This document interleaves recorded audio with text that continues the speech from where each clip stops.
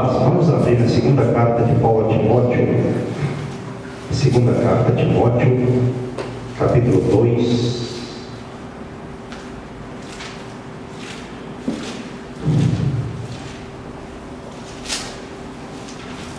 versículo 1 em diante.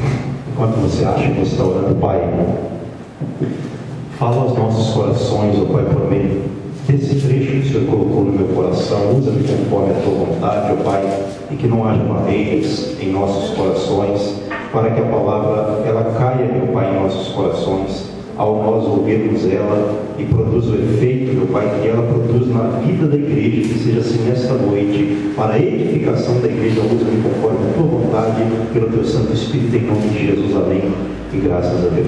Quem se puder colocar de pé, só até a leitura, depois você pode se assentar. Segunda carta, melhor dizendo, de Paulo a Timóteo, capítulo 2, versículo 1. Tu, pois, meu filho, fortifica-te na graça que está em Cristo Jesus, e o que de minha parte ouviste através de muitas testemunhas. Isso mesmo transmite a homens fiéis e também idôneos para instruir a outros. Participa dos meus sofrimentos como bom soldado de Cristo. Nenhum soldado em serviço se envolve em negócios desta vida, porque o seu objetivo é satisfazer aquele que o arregimentou. Igualmente, o atleta não é coroado se não lutar segundo as normas. O lavrador que trabalha deve ser o primeiro a participar dos frutos. Pondera o que acabo de dizer, porque o Senhor te dará compreensão em todas as coisas. Verso 8. Lembra-te de Jesus Cristo, ressuscitado de entre os mortos, descendente de Davi, segundo o meu evangelho, pelo qual estou sofrendo até algemas, como malfeitor. Contudo, a palavra de Deus não está algemada. Por esta razão, tudo suporto por causa dos eleitos, para que também eles obtenham a salvação que está em Cristo Jesus com a eterna glória. Fiel é esta palavra: se já morremos com Ele, também viveremos com Ele. Se perseveramos, também com Ele reinaremos. Se o negamos, Ele, por sua vez, nos negará. Se somos fiéis, infiéis, melhor dizendo, Ele permanece fiel, pois de maneira nenhuma pode negar-se a si mesmo. Amém. Podemos assentar. Então, o primeiro versículo aqui que nós lemos, Paulo instruindo a Timóteo, que era pastor da igreja de Éfeso, ele disse para Timóteo se fortificar na graça que está em Jesus Cristo. Então, irmãos, nós temos que estar tomando esse conselho para nós, cada cristão também. Cada um deve se fortificar em quê? Na graça que está em Jesus Cristo. Então, essa graça nos é suficiente. O que Deus falou com o apóstolo Paulo? A minha graça te basta. Então, a graça de Deus, ela tem todo o poder sobre a nossa vida, quando nós nos fortificamos nela. Esse conselho, ele é muito importante. Nós temos que estar nos fortalecendo, nos fortificando na graça que está em Jesus Cristo, que há em Jesus Cristo, porque só de Jesus nós podemos receber essa graça, sendo Ele mesmo a grande manifestação de Deus. Essa graça nos é concedida por meio de Jesus Cristo. Então a pessoa está passando por algum problema, como Timóteo tinha alguns problemas, e essa carta é uma carta em que Paulo motivou ele, aconselhou ele pastoralmente, quando nós estamos passando por alguns problemas, nós temos que buscar força em Cristo Jesus. Ele tem a estrutura correta para nós, para que nós não sejamos vencidos pelas tribulações que vêm sobre a nossa vida. Não é verdade? Então, quando um irmão na igreja está passando por alguma dificuldade, um outro irmão pode usar esse versículo para motivá-lo. Dizer a ele: olha, meu amado, fortifica-te na graça que é em Jesus Cristo. Vamos orar. Vamos remover esse mal por meio da graça do Senhor. A graça de Deus que está em Cristo Jesus é maior do que toda e qualquer tribulação que vem sobre a nossa vida. Amém. Mas aí a pessoa tem que se fortificar nela. Até a graça que está em Cristo, para ela manifestar na vida da pessoa, a pessoa tem que movimentar. Porque se a pessoa não vigiar, não movimentar, ela acaba, se não vigiar a pessoa, ela acaba se decaindo da graça. Então isso é uma coisa que nós temos que ter em mente. Versículo 2: e o que de minha parte ouviste através de muitas testemunhas, quer dizer, o que Paulo havia ensinado para ele, isso mesmo transmite a homens fiéis e também idôneos para instruir a outros. Então, um pastor, como era o caso de Timóteo, ele tinha que transmitir os ensinamentos do apóstolo Paulo a homens fiéis. Primeira coisa que ele falou aqui, porque um pastor não pode levantar uma pessoa que é infiel. Entende, irmãos? Está vendo como que para levantar alguém para fazer as coisas na igreja tem critério, a Bíblia fala? Porque se transmitir a um infiel, o que o infiel vai fazer com a igreja e com a obra de Deus? Vai causar alvoroço, isso mesmo, irmãos. Contenda.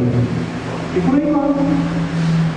Então, nós precisamos entender isso. A obra de Deus tem que ser confiada a homens fiéis. Porque Deus é fiel. E para ser filho de Deus tem que ser fiel. Às vezes acontecem alguns escândalos na obra de Deus por causa de pessoas infiéis. É isso mesmo. Mesmo a gente tendo cuidado, dá problemas se não tiver. Então, homens fiéis e também idôneos para instruir a outros. O que é a palavra idôneo? Significa o quê? Isso. Uma pessoa idônea é uma pessoa capaz, qualificada para exercer o ministério. Adianta você querer levantar uma pessoa só pela emoção?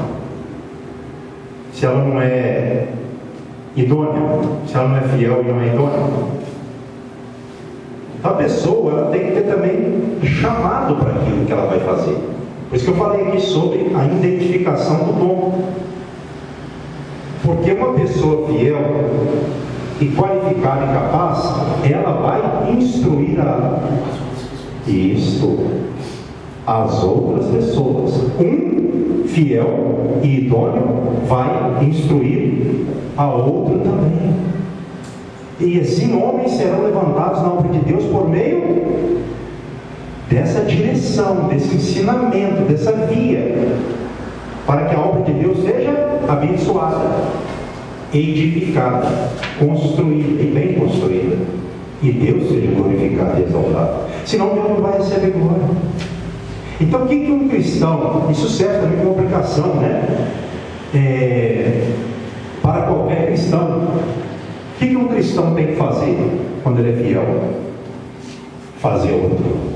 Um discípulo faz outro discípulo, e assim o reino de Deus vai crescendo na terra. Você está lá no seu trabalho, se você não falar de Jesus para uma pessoa que está precisando ali, vai vir uma outra pessoa que não serve a Deus dar conselho errado para aquela pessoa. Então a luz tem que brilhar nas trevas. Não deixe de falar para as pessoas. Você que está ouvindo, você que está recebendo a palavra de Deus, fale da palavra de Deus, convide as pessoas para que elas venham à igreja. Porque se você não falar, o inimigo envia os servos dele para que eles falem do mal que ele causa na vida das pessoas. Porque tem pessoa que às vezes, irmão, já vi isso acontecer em lugares que eu trabalhei. Às vezes a pessoa é crente, aí ela só fica criticando. Está vendo fulano? Vai para a festa, o outro faz isso e aquilo. Mas a pessoa mesmo que é cristã, não chama, não convida para ir para a igreja, tem que fazer alguma coisa. Deus já te deu a bênção, não fica com ela para você não, transmite ela. Então, se eu for fiel, eu vou procurar instruir a outras pessoas para que sejam levantadas pessoas fiéis. Pessoas fiéis serão levantadas para a obra de Deus, e assim o reino de Deus cresce. Então, uma pessoa que não quer nada com a obra de Deus, vai adiantar você mexer com ela? Ela vai fazer o quê? Se nem ela mesmo está ganhando, se nem ela mesmo está produzindo. No reino de Deus, nós temos que produzir. Jesus disse que a vara que está ligada nele produz, ela dá fruto. Então, quando o crente frutifica aqui na terra, ele está convidando pessoas para vir à igreja, ele está ensinando as pessoas sobre o reino de Deus.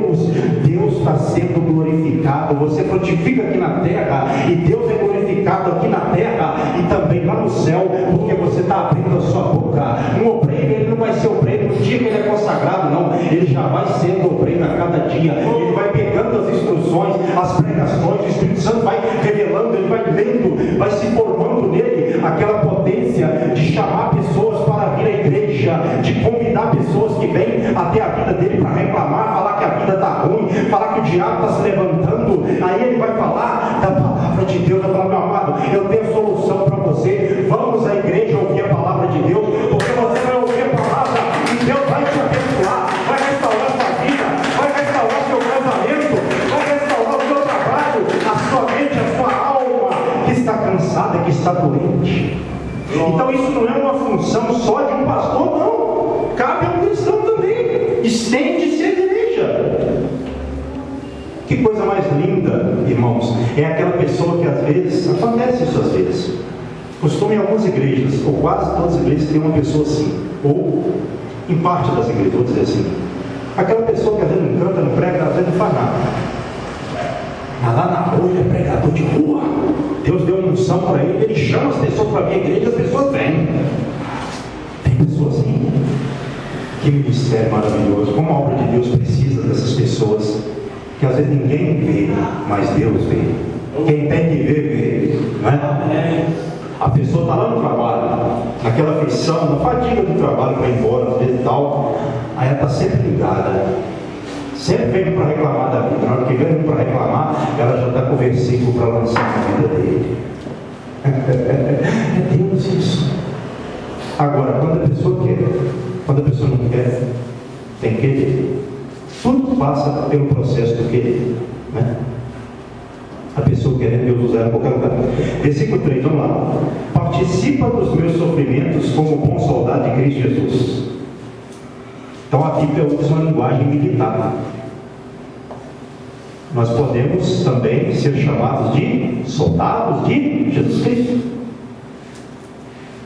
Versículo número 4. Nenhum soldado em serviço se envolve em negócios desta vida, porque o seu objetivo é satisfazer aquele que o arregimentou, o alistou para a guerra, no caso. Então o cristão, ele pode se envolver com alguma coisa desta vida que venha comprometer o seu chamado?